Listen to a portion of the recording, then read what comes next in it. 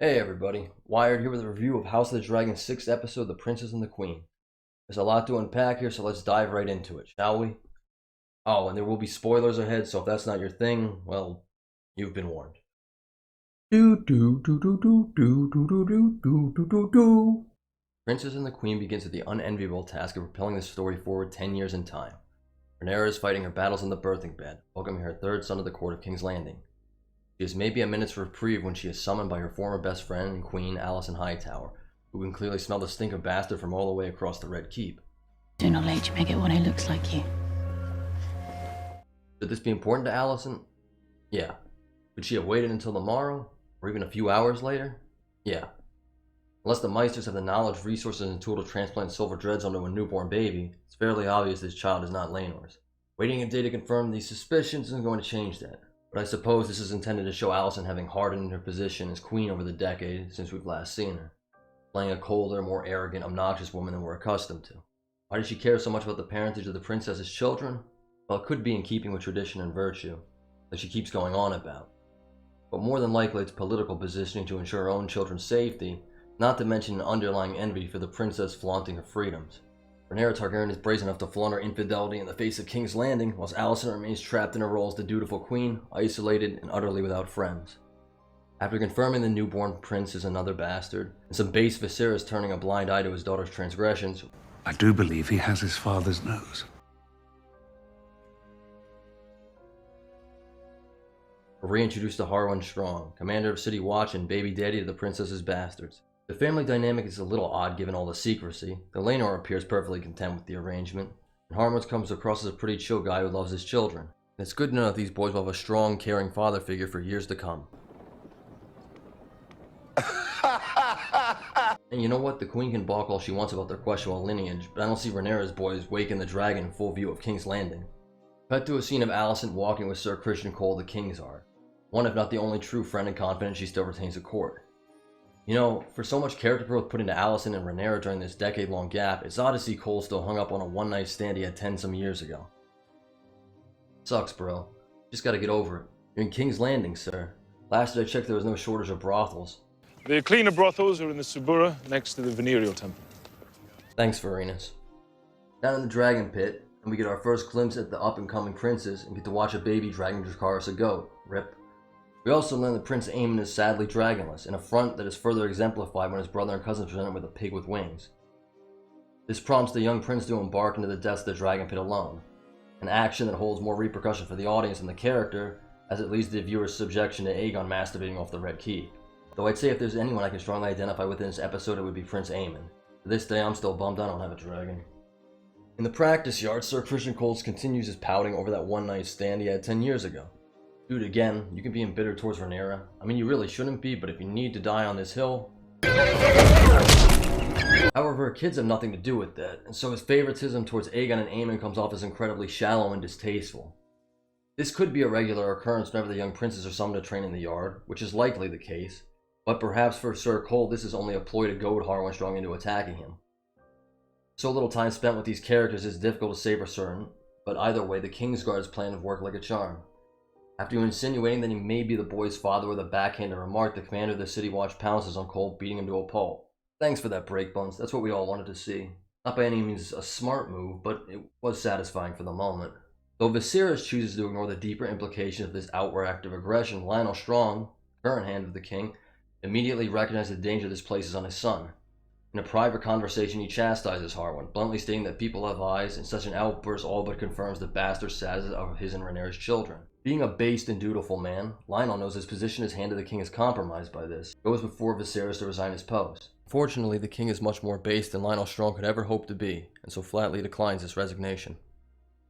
The king may be looking more the crypt keeper than a Targaryen these days, though it's refreshing to see age has not wavered his love nor loyalty to his daughter and heir. Lionel Strong, with not to do but reluctantly continue serving the crown, asked Viserys permission to escort his disgrace, sacked from the City Watch son, back to his family seat at Harrenhal.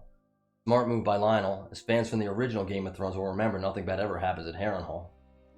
Later, in a meeting of the Small Council, we learn that the Stepstones, the island territory previously reclaimed by Daemon Targaryen and Corlys Velaryon back in Episode 3, has been retaken by an organization of the Essos known as the Triarchy. Both Rhaenyra and Alicent eat up the scene, trading barbs on how the territory's protection or lack thereof was handled. To her credit, Rhaenyra does attempt to broach a peace with the Queen, offering of a marriage pact between the two halves of their houses, something Alicent shows no interest in.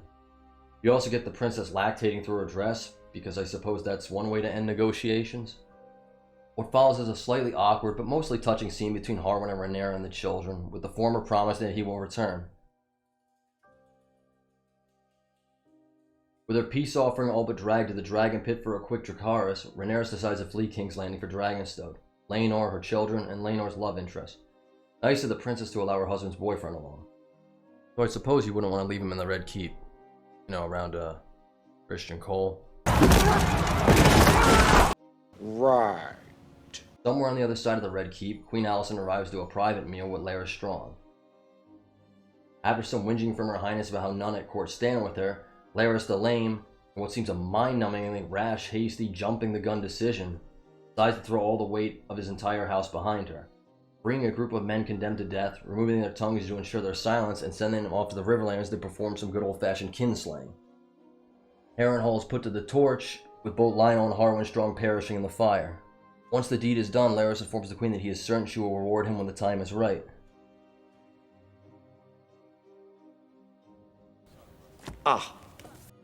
Oh, right, Daemon. On the other side of the narrow sea, everyone's favorite Targaryen is enjoying some well-deserved comfort with his wife Laena. They've kept busy during the time jump, having a pair of twin daughters, and Laena currently pregnant with their third child. We also get our first look at Vhagar. Looks more dinosaur than dragon, and is massive compared against Caraxes. It's also a nice touch to learn Laena's obsession with the beast ended up panning out. Can't say for certain if it's advisable to be riding Dragonpack while pregnant, but I'm sure it'll all pan out fine.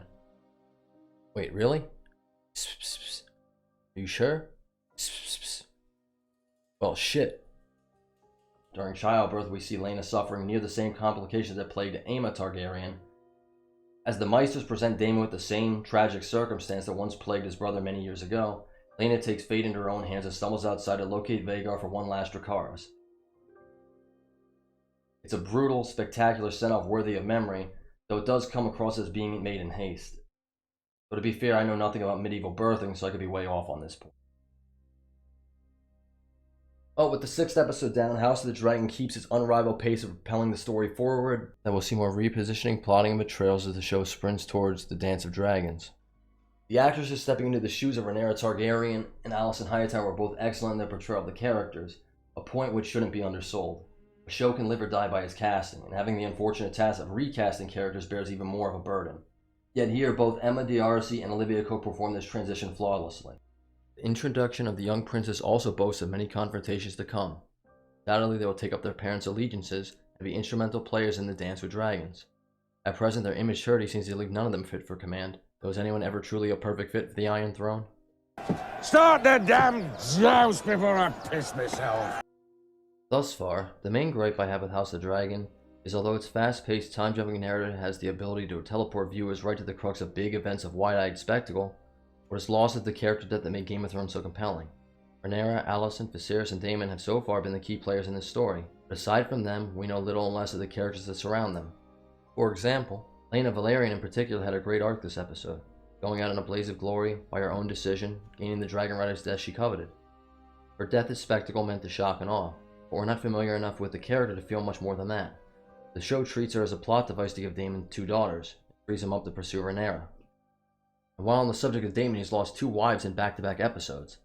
At least he didn't kill Laena, so maybe that's character growth. Harwin Strong fits the same mold, a plot contrivance to provide Rhaenyra children to ride dragons in a battle in the coming war.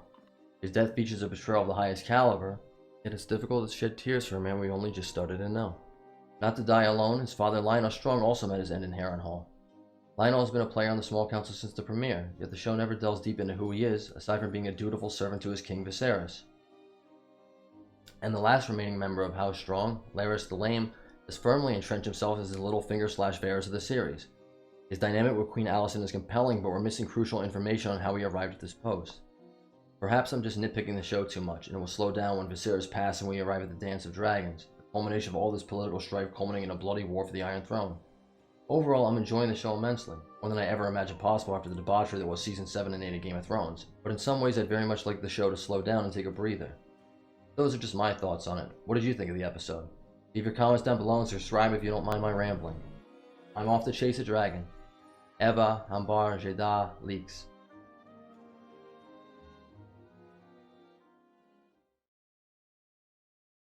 Start the damn piss before I joust myself.